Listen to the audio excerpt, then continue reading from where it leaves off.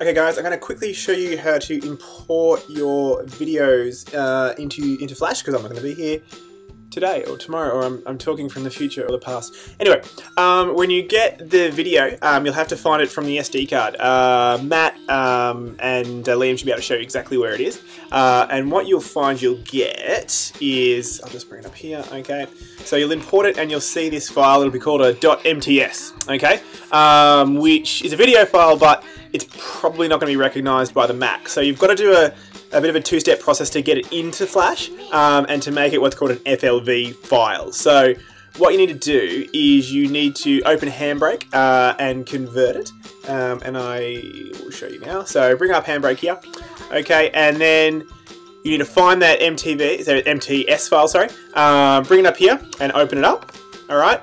And there we go. And then what you want to do is just have it on normal, and you'll find you should see your res there. Okay. And then you just want to convert that, okay, to an MP4 file. So you start that, and off it'll go, and encode that relatively quickly. That's a pretty big file that I'm encoding. Actually, it's about I think it's about a 3-minute file. So this might take a little bit of time. I didn't prepare any jokes for the 2 minutes. So we'll let that go. While it's doing that, I'll show you a couple of things that are important. So this is your workspace here, okay? And by default, it's quite small. So what you're going to find is when you import your video file, okay, so if you filmed it in full HD, which hopefully most of you did, it's going to be a lot bigger than this square here. So what you need to do is you need to edit basically that that document or that space. So if you go to edit document, you'll see you've got your document settings here. So these are your pixels. So full HD, the width is 1920, all right, and the height is 1080, and that's pixels, okay? So that's cool. And your frame rate here will be 24. You may find that your frame rate of the video is possibly 30. It depends on how you recorded it, but you can leave that here. That's not going to matter, or you can bump it up to 30 frames if you're confident that that's what you filmed at. 30 would make it a lot easier because we know you got 30 frames per second, so it'll make animation a lot easier. So I would make that 30. Autosave, heck, turn it on if it's there. And then click OK. And what you'll see now is your workspace here, okay, is a lot bigger. Okay, so you've got a lot more space to play with. And then when you import your video, it'll fill up that full stage there. So it'll be quite a big file, but like we said, it's better to start off big than to not. It'll just be easy to work with. So the computers that you're using are quite fast. They should be able to handle that. So that'll convert away, all right? And then you will get an MP4 file. So I might just actually stop that because I prepared one earlier. Alright, so then you're going to have this MP4 file.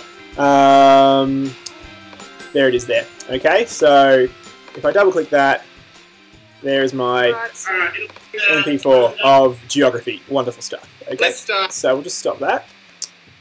Alright, so now you've got this MP4. You want to bring that into Flash. Now, there's another step you have to do because Flash can't use video files other than an FLV. You need to convert that MP4 to an FLV.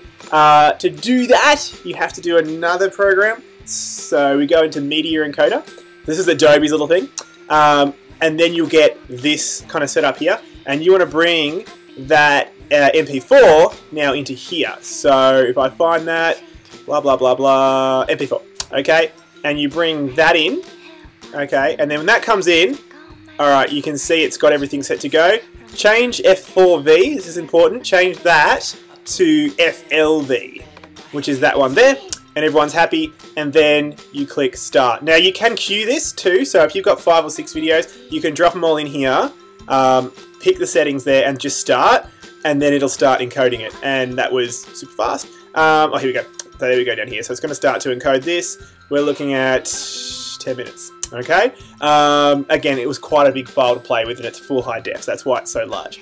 And then that's that step. So when that's done, it'll then output an FLV file. Okay. And again, one I prepared earlier. There it is right there. So the last step is importing. That's my phone. Sorry, I'm just going to block that. The last step is, well, live video, importing your video into Flash to start working with it, essentially. So here's Flash, whoops, when you open it up, and you'll see here, here's your library. Obviously this is where you create all your stuff, your characters, your 2D elements, and here is where you'll import it. So if I right click that, and I want a new video, okay, click your new video. Now this is important as well, make sure you do it as embedded, okay? So that way, it'll actually be in your Flash file, and you'll be able to scrub it and change it around, okay? It'll also save it within the file too, so your files will start to get quite chunky now. So this is where I say to do a lot of separate files, and so each scene possibly will be a new Flash file, so it won't balloon out in terms of size, and it'll be a lot easier to work with. So embedded, then you click import, okay, and then you want to find your FLV, so I'll take this one here, okay, and then click open. It'll do that, it'll tell you where it is, it'll tell you the size of it, so again we've got full 1080p there, how many frames it is, how long it is, and the frames per second. So that video was actually 30 frames a second, so that's why it's good that we change our Flash file to do that. And then click OK, and there you go, it sits on the side here. Now the benefit is, I might just stop that because we're not using it. Yes. Okay, so the benefit here is, here it is here, here's your video sitting here, okay, and it's in your library. So if I want to bring that in, it's a matter of drag and drop. It's going to tell you that it needs at least this many frames for the full length of that. Do you want to, you know, increase this timeline? Sure, why not? And there you go. So, and now you can see it fits perfectly in there because we increase that res. And if I scrub along here, okay, you can see it's moving.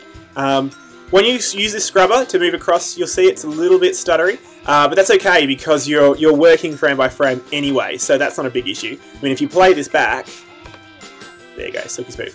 And that's all you need to do, okay? What I would then suggest is use that as a base layer, so it's the layer at the very, very bottom, because you don't want to change that around, because like an actual animation, if you play with this video file, if I put, say, you know, a keyframe in here, if I insert a keyframe, yeah, sure, whatever, and then I move across, and I move this, okay, it will actually do that in your animation and move it around. It actually treats it like an object, okay? It'll keep playing, but it'll treat it like an object. So that's why I would suggest, let me just undo those, is when you bring it in, have it at your base layer, use new layers above it, so leave it at the bottom and just lock it, okay? And that way you can't accidentally move it by clicking on it. And that's it. And then you can start putting your stuff on top of this, laying it on top, and away you go. So hopefully tomorrow you'll be able to do all this kind of stuff. The camera should all be done, so just head up to the library and borrow those. And again, see Liam or Matt if you have any issues with finding it on the card and this process as well, because we did it today, so it should be cool. All right, any questions? Just shoot me an email, and I'll get right back to you. Thanks, guys.